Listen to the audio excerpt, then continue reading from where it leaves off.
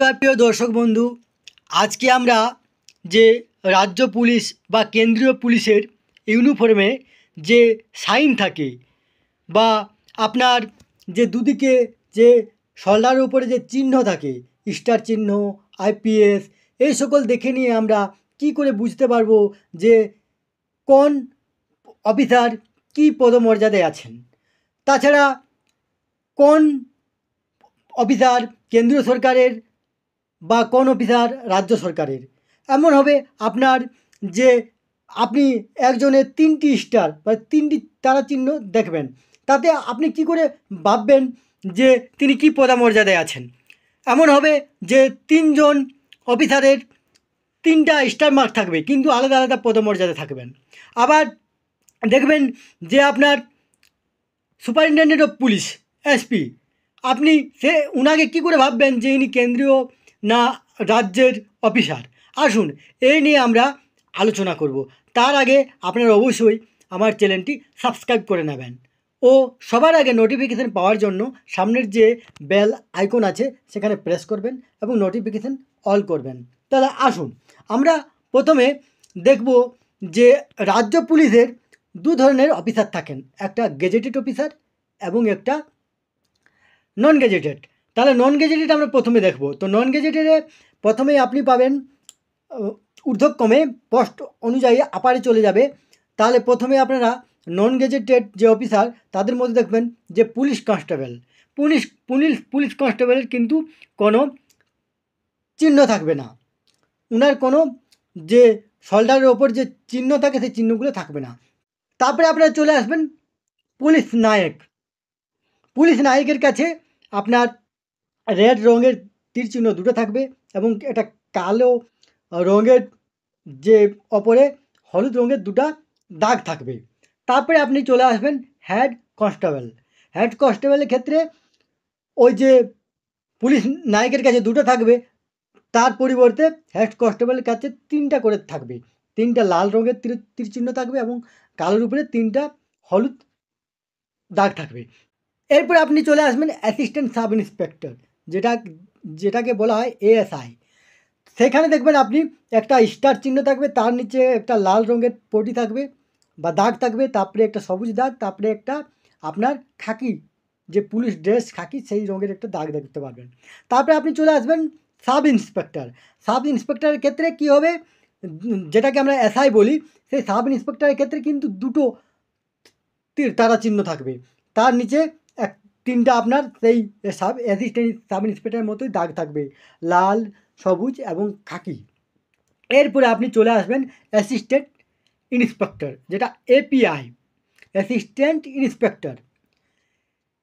উনার ক্ষেত্রে আপনি 3টা তারা চিহ্ন পাবেন এবং তার নিচে একটা লাল রঙের চওড়া একটা দাগ পাবেন এবং নিচে আপনার খাকি একটা দাগ থাকবে। এরপরে আপনি চলে আসবেন ইন্সপেক্টর। ইন্সপেক্টরের ক্ষেত্রে 3টা তারা চিহ্ন থাকবে, এরপরে 3টা দাগ থাকবে, লাল, সবুজ আর খাকি। এটা হয়ে গেলো আপনাদের নন গেজেটেড। এটা রাজ্য পুলিশের নন গেজেটেড। বিভিন্ন রাজ্যে বিভিন্ন ধরনের থাকে ইউনিক। এরপরে আমরা চলে আসবো রাজ্য পুলিশের গেজেটেড। এরপরে আমরা রাজ্য পুলিশের গেজেটেড র্যাঙ্কের অফিসার চলে আসবো। সেখানে আপনার 3টে থাকবে, একটা ডেপুটি সুপারিনটেনডেন্ট অফ পুলিশ, একটা অ্যাডিশনাল সুপারিনটেন্ডেন্ট অফ পুলিশ, একটা সুপারিনটেন্ডেন্ট অফ পুলিশ। দেখুন, ডেপুটি সুপারিনটেন্ডেন্ট অফ পুলিশ ওনার ক্ষেত্রে 3টা স্টার বা তারা চিহ্ন থাকবে, আর কিছু থাকবে না। অ্যাডিশনাল সুপারিনটেন্ডেন্ট অফ পুলিশ ওনার ক্ষেত্রে শুধুমাত্র একটা অশোক স্তম্ভ থাকবে এবং সুপারিনটেন্ডেন্ট অফ পুলিশ যেটা এসপি, ওনার ক্ষেত্রে কী হবে, আপনার একটা অশোক স্তম্ভ থাকবে, তার নিচে একটা তারা চিহ্ন থাকবে। এরপরে আপনি চলে আসবেন, দেখুন এখানে আমরা চলে আসবো Indian police service gazetted officer rank, যেগুলো আমাদের কেন্দ্রীয় পুলিশ ফোর্স আছেন তাদের। তো সেখানে আমরা ওনাদেরকে আমরা আইপিএস বলি। এই আইপিএস দেখুন যেটা কেন্দ্রীয় সরকারের নিয়োগ। এরপরে এখানে দেখুন আমরা দেখব একটা তারা চিহ্ন থাকবে এবং সেখানে আইপিএস লেখা থাকবে। দেখুন অনেকের ক্ষেত্রেই তারা চিহ্ন আছে, কিন্তু যেখানে আইপিএস লেখা থাকবে সেখানে আপনি ভাববেন যে ইনি হলেন অ্যাসিস্ট্যান্ট সুপারিনটেন্ডেন্ট অফ পুলিশ এবং কেন্দ্রীয় সরকারের। এরপরে চলে আসবেন, দেখবেন দুটো তারা চিহ্ন নিচে আইপিএস। সেক্ষেত্রে আপনি ভেবে নেবেন যে ইনি কেন্দ্রীয় police force assistant superintendent of police.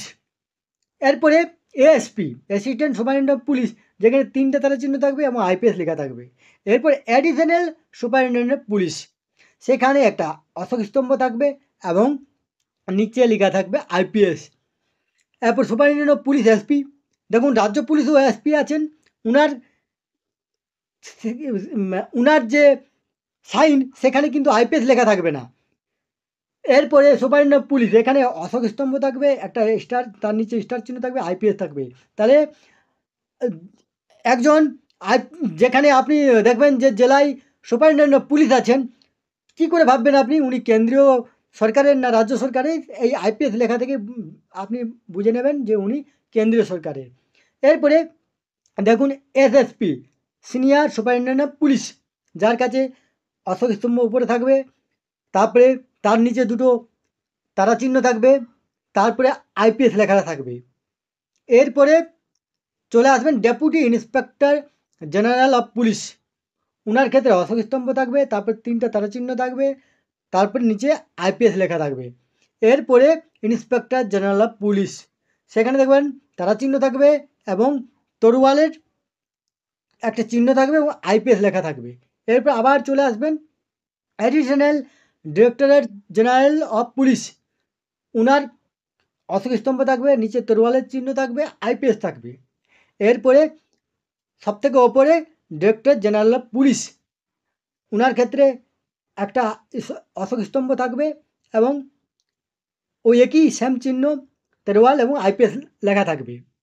এইভাবে আমরা দেখে নেব যে কোন অফিসার কী পদমর্যাদায় আছেন। কিন্তু আবার 3টে তারা চিহ্ন থাকলে বা সিঙ্গেল তারা চিহ্ন থাকলে বা 2টো তারা চিহ্ন থাকলেই যে সেই অফিসার হবেন সেখানে না, তার নিচে আবার কিছু মার্ক থাকবে, যেখানে আইপিএস থাকবে না, তিনি কেন্দ্রীয় সরকারের।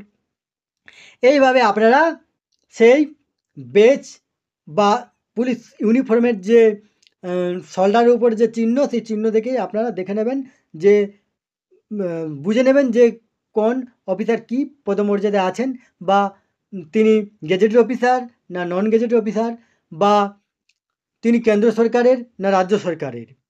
এইভাবে আপনারা চেক করতে পারবেন। যারা নন গেজেটেড তাদের ক্ষেত্রে আলাদা সাইন থাকবে, ওনাদের ক্ষেত্রে অশোক স্তম্ভ থাকবে না। যারা গেজেটেড অফিসার তাদের অশোক স্তম্ভ থাকবে। এই সমস্ত তথ্যগুলি আপনাদের সাথে শেয়ার করলাম। সুস্থ থাকবেন, ভালো থাকবেন, ধন্যবাদ।